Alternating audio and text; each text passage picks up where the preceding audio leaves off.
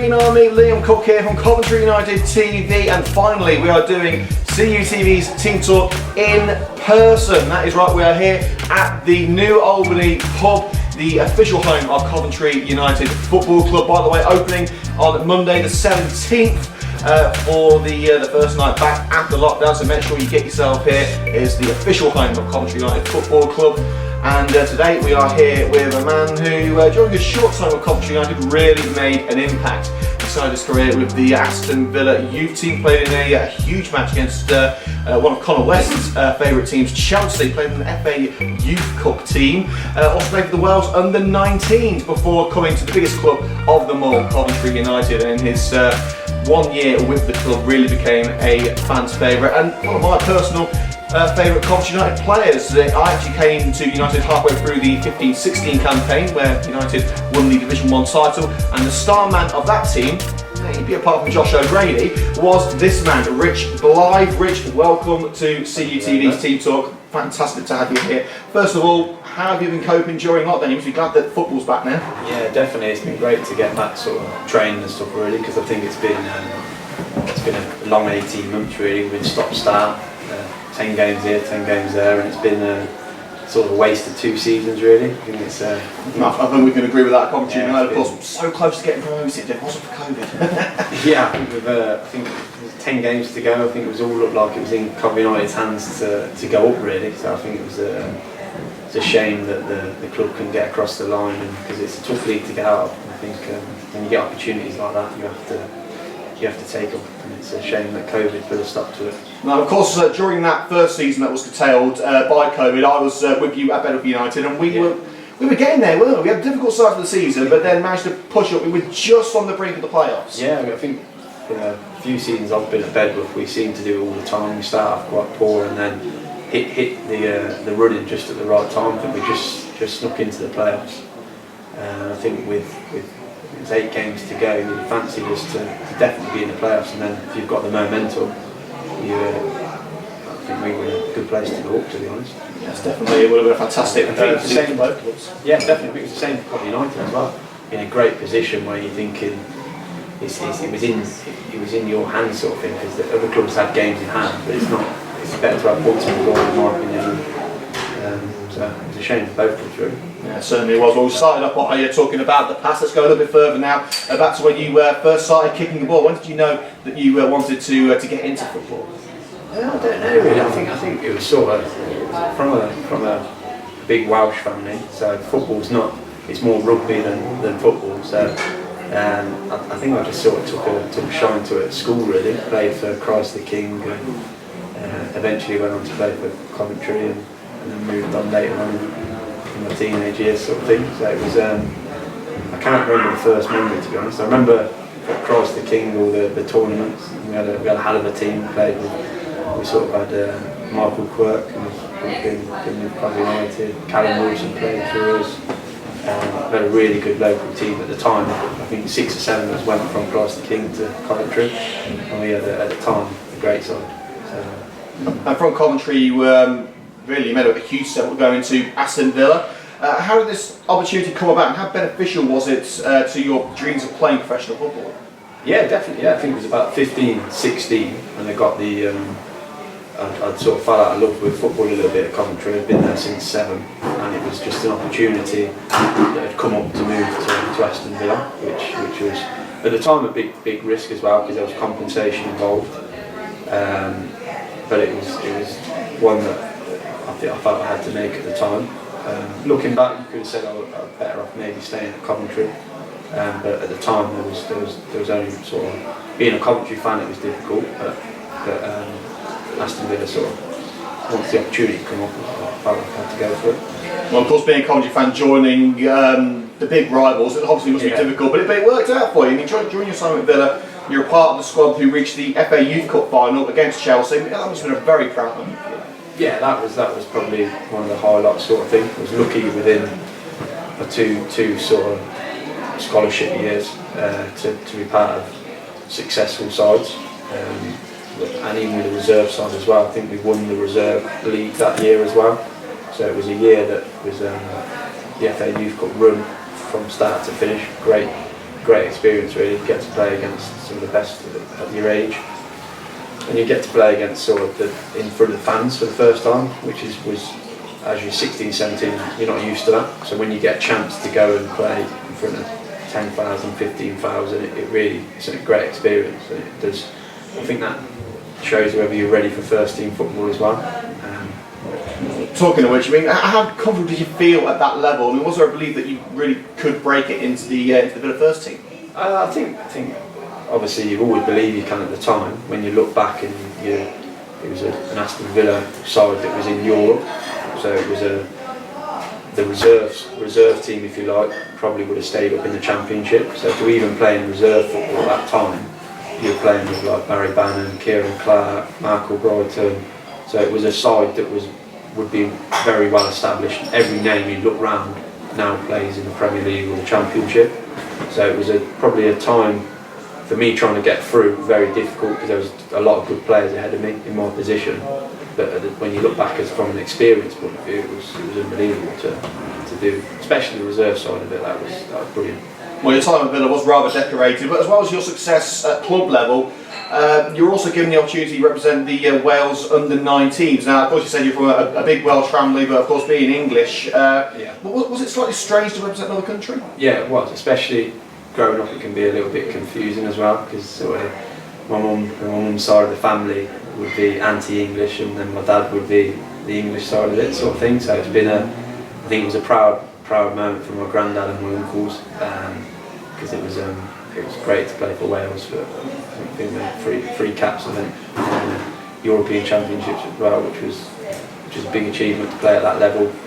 Played in Spain and Portugal. It was really good, to be honest. It's something that, when you think about it, you look back. At the moment, you take it in your stride. When you look back and you think of the experience, it was really good. Well, you even had trials with Atletico Madrid, I believe, in the same team as a certain French striker. Can you tell us about that? Yeah, I'm not sure who's been giving you the stats on that. I had a few games out there, sort of thing. But it was a good experience, to be honest. Yeah, nothing ever came of that. Well, if you're wondering, it's Antoine Griezmann that we're talking about. Well, after your stint with Villa ended, you ventured into non-league. Did you look at potentially joining an EFL club, or was non-league the venture that you wanted to take? I think at the time when I got released, it was I think football was probably at the back of my mind a little bit.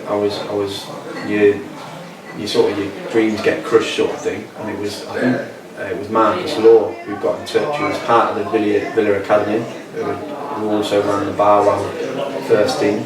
Who just sort of said, why don't you come along and try and find a bit of love for the game again? Because at the time I didn't really have any ambitions in carrying on playing. And I think that, looking back, that just shows you that probably I wasn't mature enough to deal with that as well, going into men's football. To answer your question, to go to an EFL, probably wasn't ready to do that in the right mindset. And it shows you now that the support you should give younger players and stuff that get released, because they all of a sudden get released and they've got to find themselves an industry of work, a place of work, and it's a tough time for players, to be honest. It really is. Well, how difficult was it to suppose get used to non-league? I mean, obviously you've gone from training full time at Aston Villa and playing matches to having to balance football with work. Yeah, I think that's massive. I think it's a reality that this is life now, that you go from work and then you finish work at 5 o'clock, you're on a coach and you might be playing away up north or down south. And I think it's a reality check pretty quick. But I couldn't have asked for a better sort of first introduction to non-league than Barwell. Not only was it successful, but some of the characters around that changing room just set me up, sort of thing. They looked after me, to be honest. When you look back, it was a dream set up for me. They really did look after me. So. Well, you joined Coventry United in the summer of 2015, the club having won the title in their first 2 seasons at this stage. What made that's what you call it, a fledgling club, what made them an attractive prospect? I think at the time, I think I met Edwin, I think at the time, and it was sort of, it was a time where Coventry United were on the up, and it was a time I'd finished playing for rugby. I'd been at rugby 4 or 5 seasons, and I joined Spinks, and Spinks had just got rid of Luke Hopkins as manager, and looking back, I think at the time I was young, it wasn't, I probably wanted to be loyal to Luke. And even though it was a good friend that took over and Banco at Spinks, I felt loyal to Luke at the time, so wanted to leave, and Coventry United were a club that just seemed like they were on the up and were on to something pretty special, and so they'd probably right in doing so at the time. Well, you say you were signed by Edwin Grooves. What was he like to play under? Yeah, I think he was really good at the time for the level he'd come up through. He definitely knew the Coventry scene very well. I think it was a good fit. I think it was, without talking out terms, I think it was right when Terry took over. I think that the club needed that change, but you can't take away what Edwin had done for the club. He took them through, I imagine, 4 or 5 divisions, and you have to respect that as well, because that's not easy to do at any level. But at the same time, Terry was definitely the right move to bring in. And I think I had been there long when Terry took over, I think, so knowing Edwin's style and stuff, I wouldn't be able to comment, because I think I worked more under Terry than Edwin, to be honest. But you have to give him credit for what he did. He took the club through the leagues. So. Well, there were some very tough sides in that Division 1 league. At the time, there were like Nuneaton Griff, Lichfield, the big one, Bromsgrove, have done ever so well since. They're all gunning for the title, as well as United. I mean, were you confident of winning the league? Because it was a very, very difficult group of clubs. I think it's something we didn't get credit for at the time. I think it was Coventry United spending a lot of money, and when you look back, it was something I don't think we got credit for as a club. If you'd have said we finished above Hinckley, Bromsgrove, at the time, and hats off to Gris, because they were in the side they put together was brilliant on the budget. So I think Griff was someone who were overachieving, but Bromsgrove and Hinckley, for Coventry United to come straight into that league and get straight out of it, it's unheard of. It don't happen often, and like I said, I don't think it's talking about enough the fact that we beat Hinckley and Bromsgrove to the title, because Bromsgrove from that moment onwards just must have won probably 95% of their games for 3 years running. So I don't think we got enough credit, to be honest. We really did. Well, we won the league quite comfortably in the end. Was it 9 points, 12 points? And if you think about that, when you've got a Bromsgrove about we were playing in front of £600-700 a week, it was a massive achievement. So. It really was. It was a very special season as well, not just for the players but the fans as well. I mean, I remember it was my first season, and one of the first games I remember was the Hinckley game. I think he scored a penalty in that one. There were some very tense moments for sure, some fantastic matches. But what would you say was your favourite memory of that season? I think the Hinckley game. I think I missed the penalty actually. Oh, of course you did, yeah. you knew that. You just setting me up. No, I think I missed it. I think Crossy saved the penalty.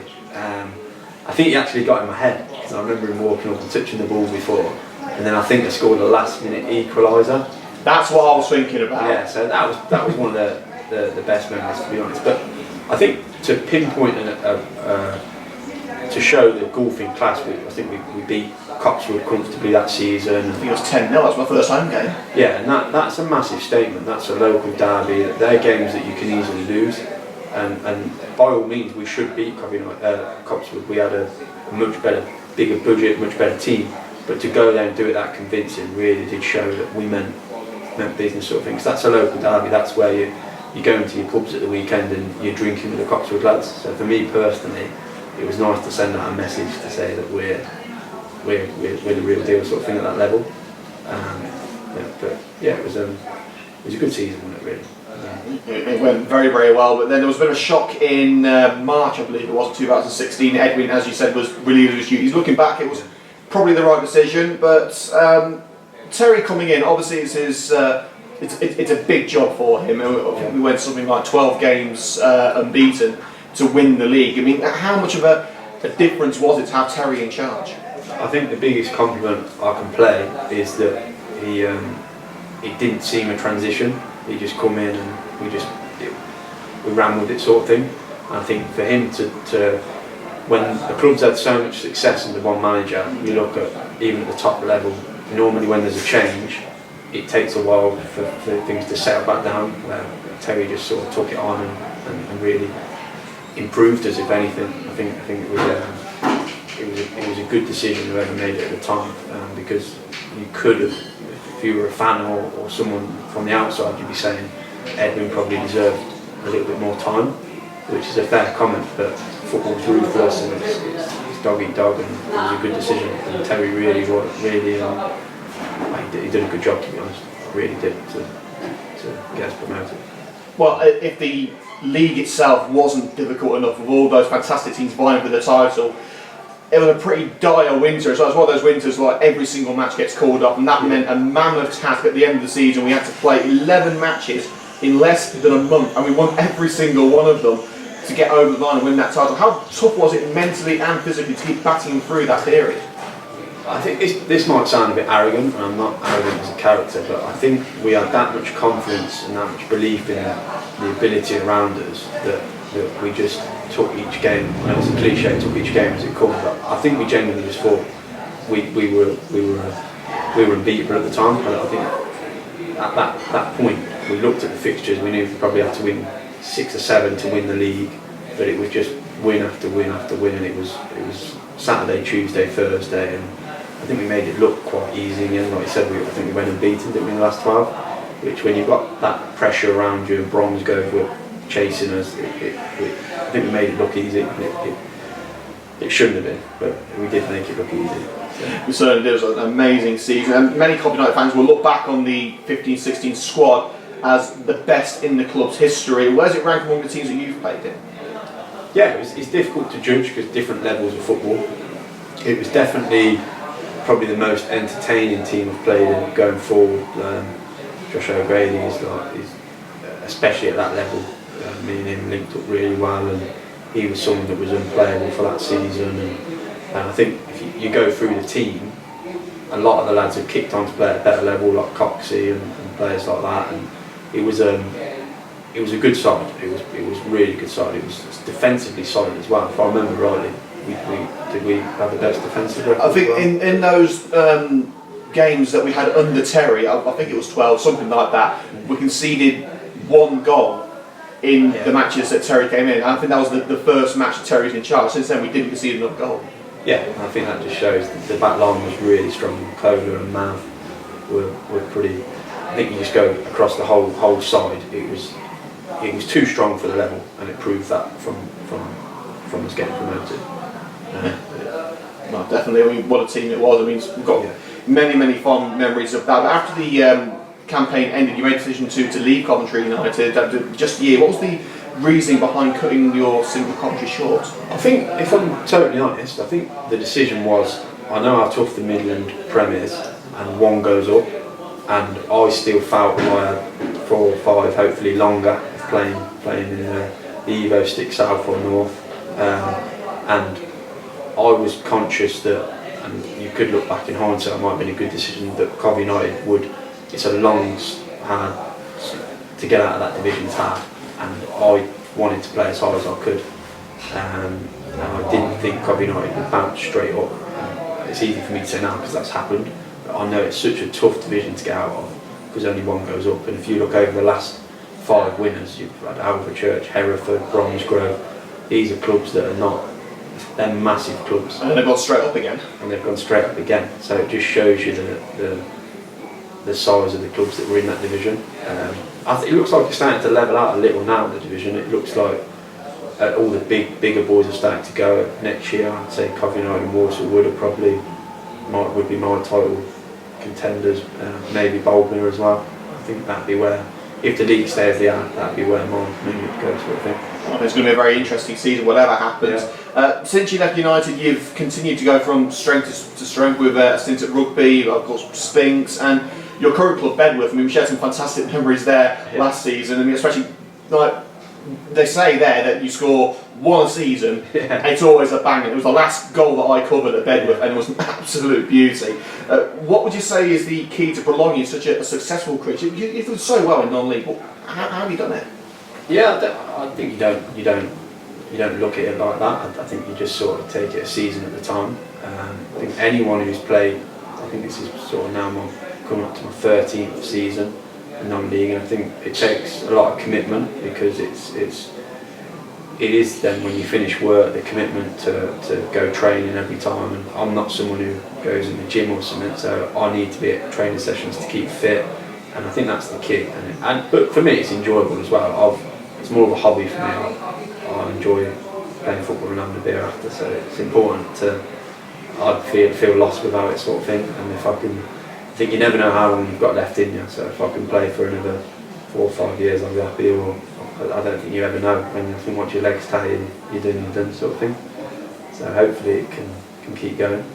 That sort of leads us on to our final question. What do you have planned for the future? Because you're at Bedworth now. Yeah. What's next for Rich Blythe? I think you never know in non-league. Like you think everything's all planned, and it's not like the pro game where your leagues are so structured. So I think over sort of 12 years in non-league, I've spent 5 at Bedworth and 5 at Rugby, then small stints at Spinks, Coventry United, and Barwell and Rushall. And I think you never know where it's going to go. It all depends on the leagues. Sometimes for my work, it suits me to play in the Southern League because of where I'm based with work. But if I'm in Bedworth and get put in the Northern League, that's difficult. But for me, I've loved it at Bedworth. Since Coventry United and Rugby, it's been sort of a home for me, sort of for 4 or 5 seasons, and hopefully that can continue. Really. But to answer your question, beat around the bush, you never know. I don't think you never know what's coming out or anything. But hopefully it's Bedworth. Well, whatever happens, I'm sure you'll absolutely smash it, as you always do. Blythe, it's been an absolute pleasure, mate. Thank you so much for coming out. No worries. Cheers, mate. Well, that will be us done here on CUTV's Team Talk live from the Albany, where we're hoping to do most of our Team Talk podcasts from now on. Of course, don't forget the Albany is open on Monday the 17th of May, the primary sponsor of Coventry United and Coventry United TV, so make sure to help them out and come and have a good time. So from me, Liam Cook, Rich Blythe and everyone at Coventry United TV, we'll see you next time on Team Talk.